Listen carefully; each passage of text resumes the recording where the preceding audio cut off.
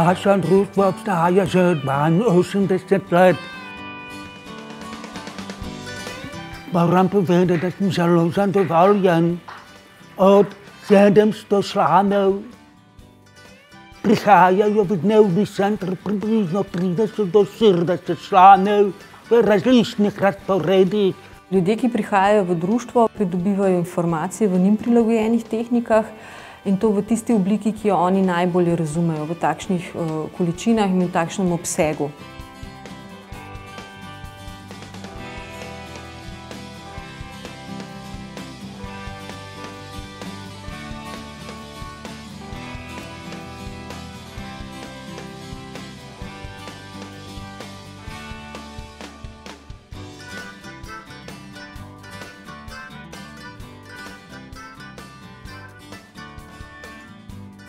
Gluhota kot taka v bistvu izolira človeka od človeka.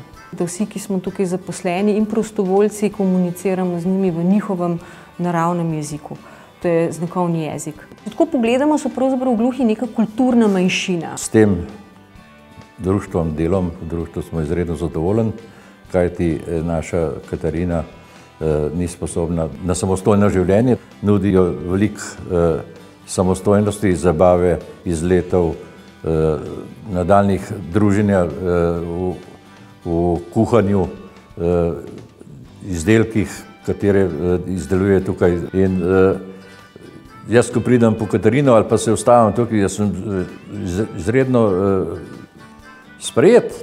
Društvo gluhih in naglušnih Ljubljana je dolgoletni partner Zavoda za zaposlovanje, tako na področju zaposlitvene rehabilitacije, kakor tudi ukrepov aktivne politike zaposlovanja. Ena takšnih oblik sodelovanja je tudi spremstvo v procesu izobraževanja.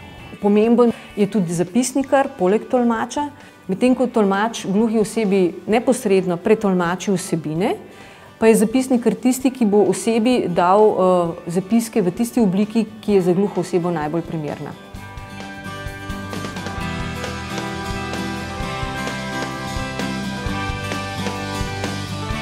Vsi vemo, največja nevarnost je, da so osamljeni, ko pa imamo to pa nekaj živega, ako resem podaljšano življenje.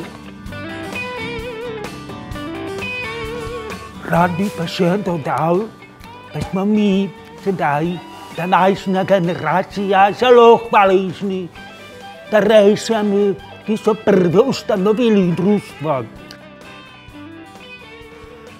Prav so se odločili takrat, sedaj pa mi vidimo, kako gluhi in naglušni, gluhoslepi nujno potrebujejo društva.